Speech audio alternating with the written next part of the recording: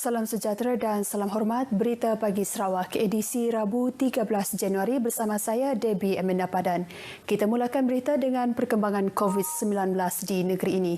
Jumlah kes positif COVID-19 di Sarawak terus meningkat kepada 1,574 kes selepas penambahan sebanyak 146 kes baharu semalam. Jawatan Kuasa Pengurusan Bencana Negeri JPBN memaklumkan daripada jumlah itu, Sibu merekodkan 92 kes, Sebauh 20 kes, Kanawit 12 kes, Miri 11 kes, Beluru dan Kuching masing-masing 3 kes, Dalat 2 kes, Saratok, Bintulu dan Limbang masing-masing merekodkan 1 kes. JPBN menerusi kenyataan turut memberitahu bahawa satu lagi kluster baru iaitu kluster Bukit Sekubung Sebauh diisytiharkan melibatkan daerah Sebauh di bahagian Bintulu. Indeks kes kepada kluster ini ialah kes 1,258 yang dikesan melalui saringan individu bergejala pada 8 Januari lalu setelah mendapat rawatan di Klinik Kesihatan Sebauh Bintulu. Ini menjadikan 7 kluster COVID-19 aktif di negeri ini termasuk kluster Jelita Miri, kluster Pasai Sibu, kluster Keranji Tabuan Kuching, kluster Bah Sayap Miri, kluster Stutong Kuching, kluster Mado Meradong. JPBN juga memberitahu terdapat 18 kes baru yang telah pulih dan dibenarkan discharge. Seramai 435 orang masih menerima rawatan dan diasingkan di hospital dan seramai 156 pesakit dalam siasatan PUI yang baharu telah dilaporkan, manakala 12 PUI yang masih menunggu keputusan ujian makmal. Daerah Sebauh kini berstatus jingga, manakala daerah Limbang berstatus kuning setelah 1 kes baru dilaporkan semalam di daerah tersebut.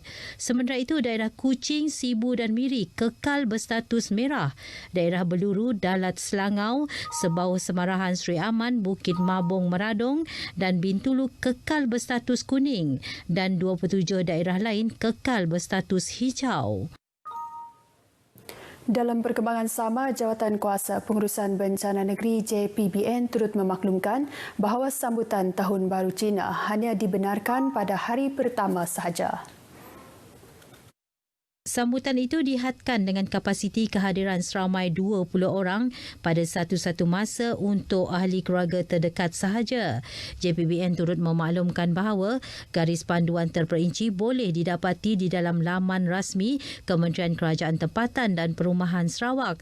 Selain itu, garis panduan Perintah Kawalan Pergerakan bersyarat bagi daerah Kuching, Sibu dan Miri yang telah dikeluarkan oleh Majlis Keselamatan Negara MKN Sarawak boleh didapati di portal rasmi MKN. Garis panduan itu berkuat kuasa tengah malam tadi sehingga 26 Januari. Dalam pada itu, JPBN juga membenarkan operasi penjualan makanan dan minuman panggung wayang untuk beroperasi. Walau bagaimanapun, ia merangkumi pembelian untuk dibawa balik dan penghantaran makanan sahaja. Dalam pada itu, beberapa langkah proaktif diambil bagi menyelesaikan aduan mengenai keadaan sesak di Stadium Tertutup Miri yang merupakan pusat sementara ujian calitan COVID-19. Justru Menteri Pengangkutan Dato' Lee Kim Shin merangkap Menteri Bertanggungjawab Jawatan Kuasa Bencana Bahagian Miri memberitahu beberapa tindakan segera diambil bagi mengatasi masalah berkenaan. Dato' Lee Kim Shin menjelaskan pihak Kesihatan Miri akan membuat panggilan dan menetapkan tarikh temujanji bagi ujian calitan selain menyediakan papan tanda untuk memudahkan proses saringan dilakukan. Beliau turut memohon kerjasama semua pihak supaya mematuhi prosedur operasi standard berikutan Miri kini berstatus zon merah. Sementara itu, tinjauan di sepanjang Jalan Pen Borneo dari Miri Bintulu menuju ke kawasan Rumah Rambas Sungai Liam Beluru Bakong mendapati jalan lengang dan tiada kerja pembinaan dilakukan. Sementara itu, Jabatan Kebajikan Masyarakat bersama Angkatan Pertahanan Malaysia Miri telah menghantar 396 pek barang bantuan untuk tempoh 2 minggu ke kawasan sekatan Jalan Raya Rumah Emah Sungai Liam Beluru Bakong yang telah dilaksanakan pada 10 Januari lalu. Keputusan ujian calitan COVID-19 penduduk di Sibu dan kawasan sekitarnya dijangka dapat diperoleh dalam tempoh 48 jam. Menurut Menteri Muda Perumahan dan Kesihatan Awam Dr. Anwar Rapai, Hospital Sibu kini mempunyai kapasiti untuk menjalankan sehingga 800 ujian calitan COVID-19 sehari, manakala 500 ujian lagi akan dihantar ke makmal hospital swasta di Sibu. Dr. Anwar Rapai berkata kepantasan mendapatkan keputusan ini amat penting untuk mengetahui keadaan sebenar situasi jangkitan COVID-19 dalam kalangan komuniti di Sibu, Mukah, Sarike dan Kapit. Beliau turut merakamkan ucapan penghargaan kepada penduduk di Sibu yang memberikan kerjasama untuk tampil melakukan saringan di Stadium Tertutup Sibu semalam. 5 kaunter pendaftaran dan 10 pasukan melibatkan 30 kaki tangan terlibat dalam operasi ujian calitan untuk orang awam di lokasi tersebut semalam. Katanya sistem pengambilan ujian calitan juga akan ditambah baik dengan memperkenalkan sistem ujian calitan pandu lalu. Itu memang saya mengakui adalah merupakan suatu kaedah yang baik sebab pertama mengurangkan kesesakan pergaulan di kalangan yang pergi ke membuat test ini, dan yang kedua juga tidaklah bersusun dengan panjang. Okay? Mereka hanya dalam kereta dan apabila melalui tempat itu mereka disuap, kalau nak keluar kereta sekejap pun boleh ataupun kalau nak disuapkan dalam kereta pun boleh.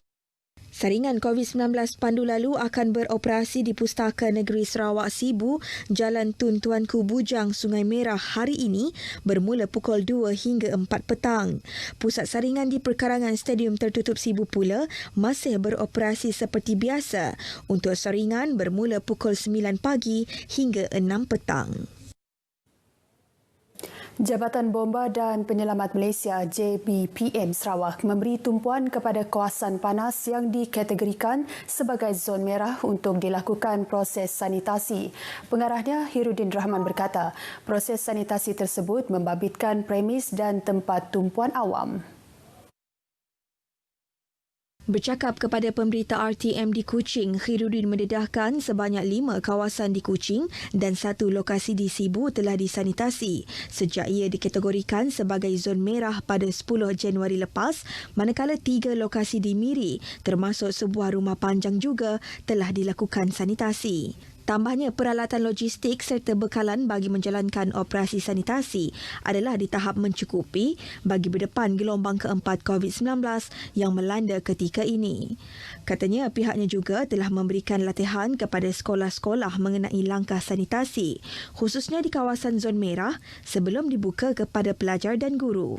Okey, di sekolah-sekolah kita dah melaksanakan beberapa siri TOT, Training of Trainers untuk sekolah-sekolah. Yang minta Ketua Zon untuk berhubung terus dengan guru-guru besar di sekolah itu untuk melaksanakan program sanitasi lah. Pada masa sama, Khairuddin menasihati orang ramai supaya tidak memandang ringan terhadap tahap kebersihan persekitaran dan hendaklah sentiasa melakukan sanitasi di tempat kediaman masing-masing dengan mengikut panduan yang ditetapkan dalam memastikan tempat tinggal bebas jangkitan COVID-19. Setakat ini, sebanyak 726 operasi sanitasi telah dilaksanakan di bahagian Kuching, 201 di bahagian Sibu dan 450 di bahagian Miri sejak 30 Mac tahun lepas. Dalam perkembangan sama, Pengarah Bomba dan Penyelamat Malaysia JBPM Sarawak Hirudin Rahman mendedahkan bahawa sebanyak 199 misi bantuan kemanusiaan dan bencana HADR telah dilakukan sejak 23 Mac tahun lepas. HADR terbabit melibatkan seramai 670 pegawai dan anggota bomba. Khairuddin Rahman memberitahu bagi menyertai 65 misi penghantaran bantuan makanan ke 11 bahagian di negeri ini membabitkan seramai 320 pegawai. Selain itu, 19 misi pemindahan 68 mangsa positif COVID-19 ke hospital atau pusat kuarantin pula melibatkan 31 pegawai bomba ke 4 bahagian. Khairuddin turut memberitahu bahawa seramai 97 pegawai bomba juga terlibat dalam 61 misi HADR untuk membawa 204 pesakit dalam siasatan PUI menjalani ujian swab di 4 bahagian. Seramai 56 lagi pegawai terlibat dalam 8 misi seperti bantuan logistik dan penyediaan tempat kuarantin di 4 bahagian termasuk Lawas, Serian, Betong dan Bariomiri. Sementara itu, 43 misi yang dianggotai 64 pegawai bomba di Limbang terlibat dalam membawa 438 orang pelajar dari lapangan terbang ke pusat kuarantin. Manakala 3 lagi misi membawa pulang pelajar di Bintangor dan Lawas menggunakan pengangkutan air. Sarawak Energy Berhad SEB menasihati orang ramai supaya sentiasa berwaspada dan mengamalkan langkah keselamatan semasa hujan lebat atau jika tahap air meningkat untuk mengurangkan risiko berkaitan elektrik. SEB dalam kenyataan media mendedahkan langkah keselamatan berkaitan elektrik perlu sentiasa diamalkan sebelum banjir, ketika dan selepas banjir. Syarikat utiliti itu memberitahu suis utama bekalan elektrik hendaklah segera dimatikan jika terdapat tanda-tanda peningkatan paras air. Orang ramai adalah ditegah untuk menyentuh atau menggunakan peralatan dan suis elektrik dengan tangan yang basah serta tidak mendekati pemasangan elektrik seperti talian, tiang dan substesen yang ditenggelami air. Dalam pada itu, selepas banjir, orang ramai diingatkan agar berhati-hati dengan tiang elektrik yang tumbang, tidak menggunakan peralatan yang telah ditenggelami air dan mendapatkan khidmat juruteknik bertauliah untuk memeriksa sistem pendawaian sebelum dihidupkan. SEB turut memaklumkan bahawa bekalan elektrik ke substesen dan fasiliti lain akan diputuskan tanpa notis pemberitahuan jika berlaku banjir dan bekalan hanya akan disambung semula jika keadaan selamat. Paparan itu tadi mengakhiri berita pagi Sarawak edisi 13 Januari. Saudara terus patuhi SOP COVID-19 demi keselamatan diri masyarakat dan negara. Ingat, perjuangan melawan pandemik ini belum selesai.